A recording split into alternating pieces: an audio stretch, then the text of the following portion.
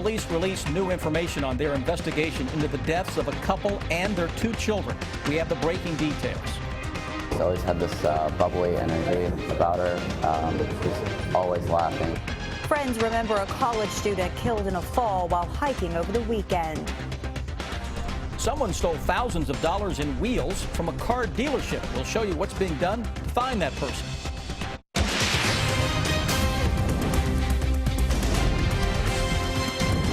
WKYT News starts now with breaking news.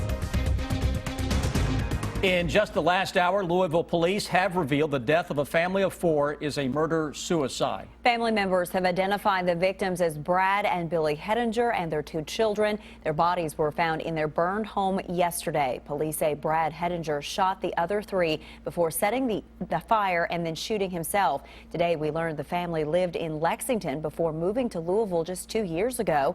WKYT's Kristen Kennedy is at the live desk for us with the breaking details. Kristen? Amber, we talked to their Lexington neighbors this afternoon, even the couple who bought their old house. No one wants to believe what investigators say happened. Louisville police found 4 dead inside this home Sunday afternoon.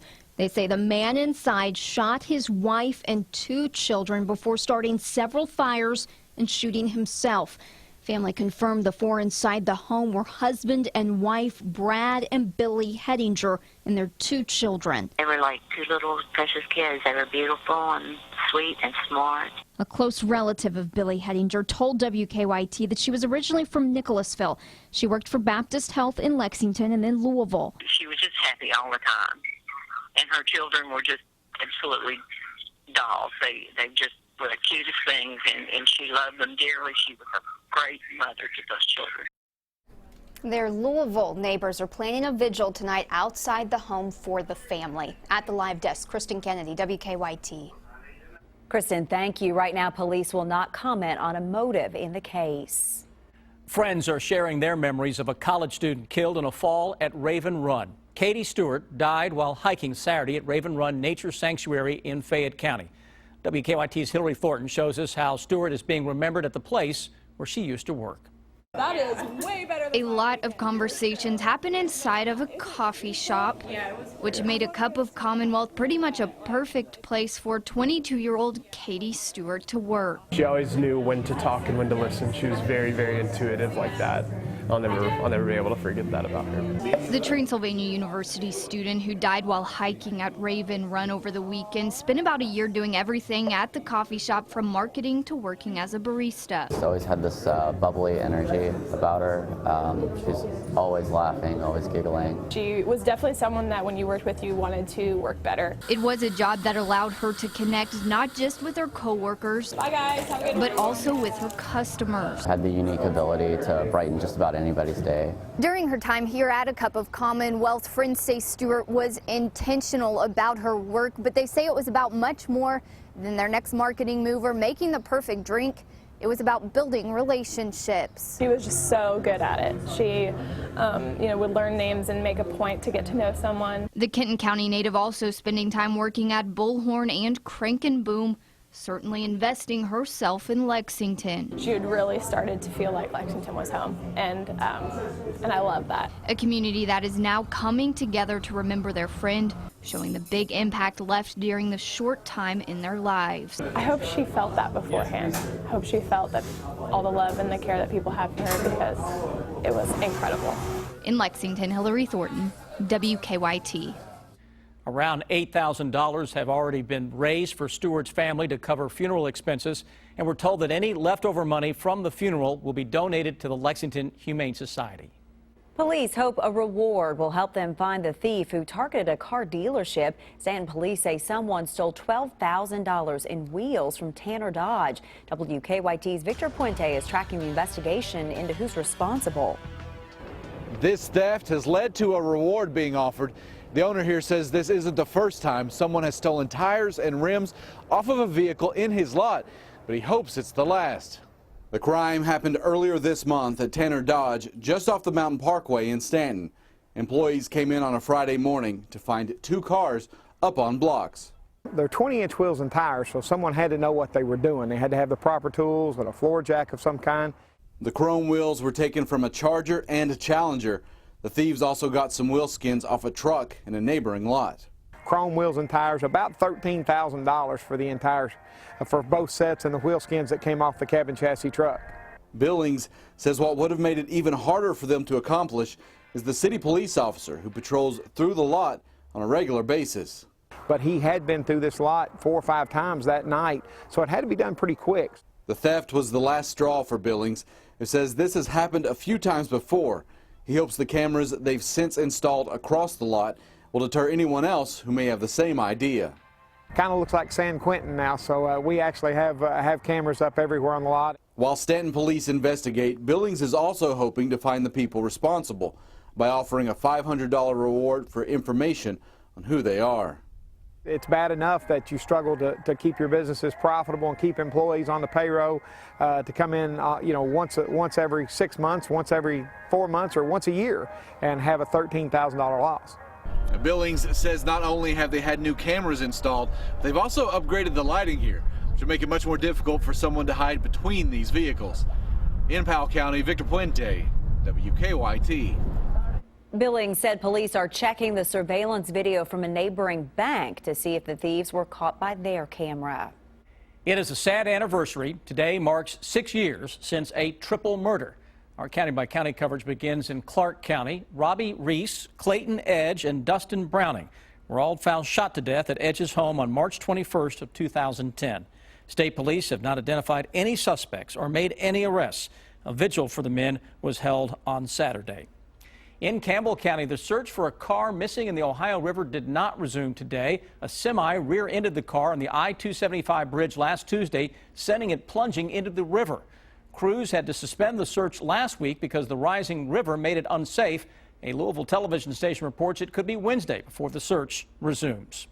And in Shelby County, a police officer accused of stealing from his own department wants a lower bond.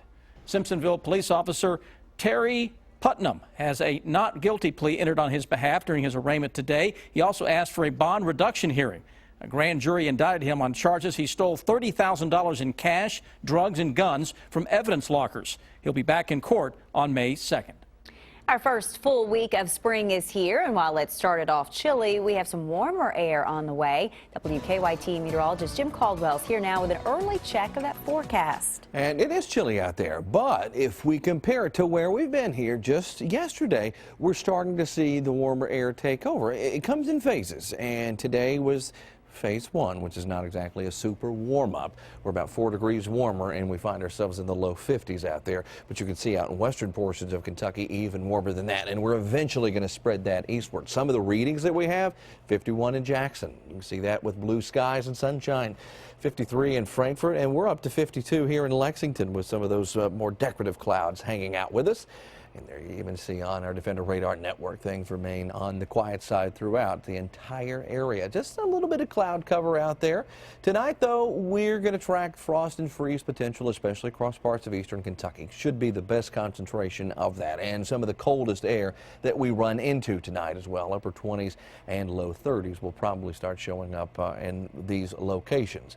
But it's not all about the frost and freeze. It's actually about the warming trend that is coming, though the focus immediately is that tonight we are talking about some very warm temperatures, mid 60s, upper 60s. It's all coming at us. I will track it hour by hour coming up. All right, we'll see you in just a bit, Jim. Thank you. President Obama and Cuban President Raul Castro had their first visit on Cuban soil today. The two leaders talked about issues from human rights to the half-century-old U.S. trade embargo against Cuba. Chris Martinez is in Havana with more on the president's visit. This is a new day. Es un nuevo día. President Obama and Cuban President Raul Castro addressed reporters after their first summit meeting on Cuban soil. Both men said that while the road toward normalized relations between the Cold War adversaries will not be easy, it is possible for both countries to work together. For Castro, that means an end to the U.S. trade embargo.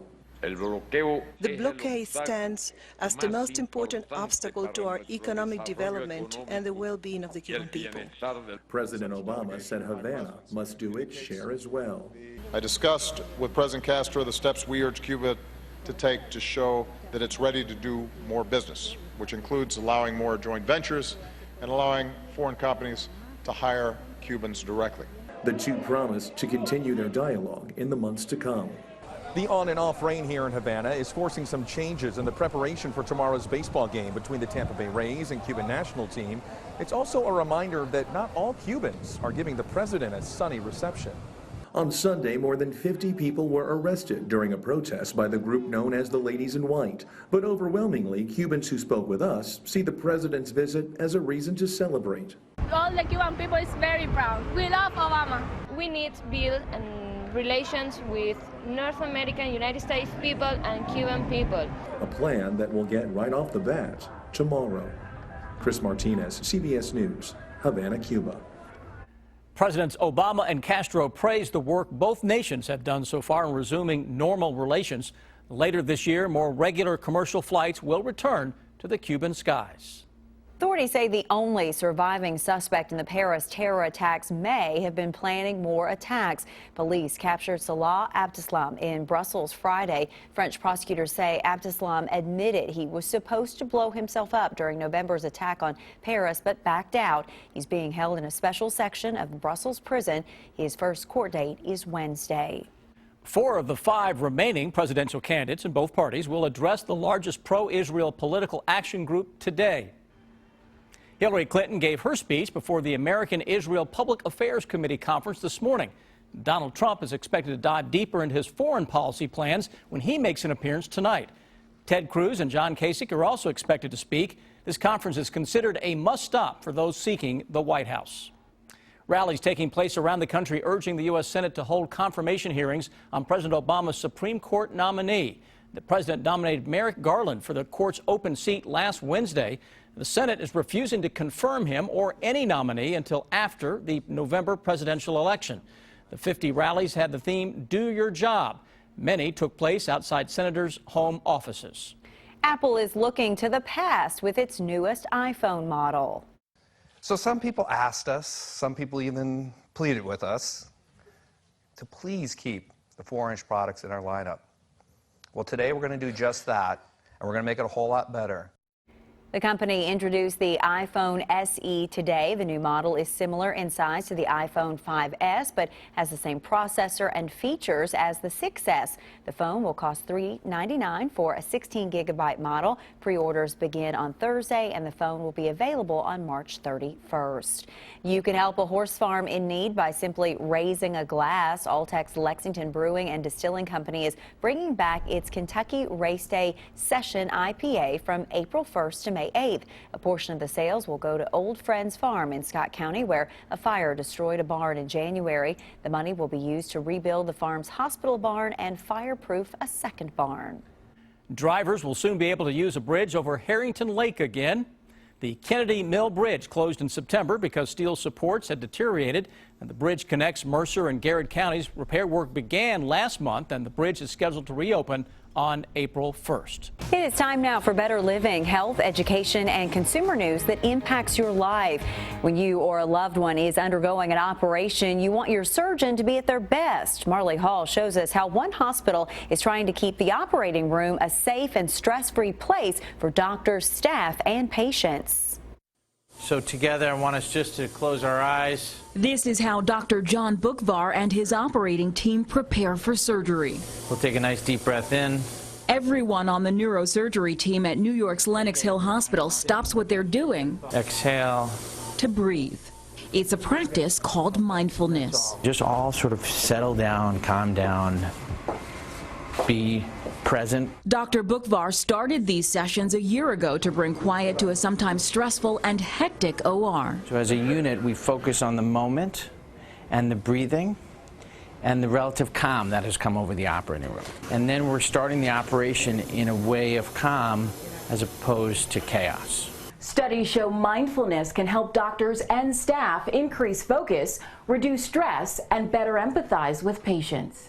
It helps me to forget about the stress which I cannot control at this exact moment. Dr. Bookvar says it's a risk-free routine that's improved every area of his life. As a married man with 4 kids and a stressful job, incorporating just a small practice of mindfulness helped me He predicts mindfulness will become a trend in ORs around the country as surgeons realize the benefits of taking a moment to breathe.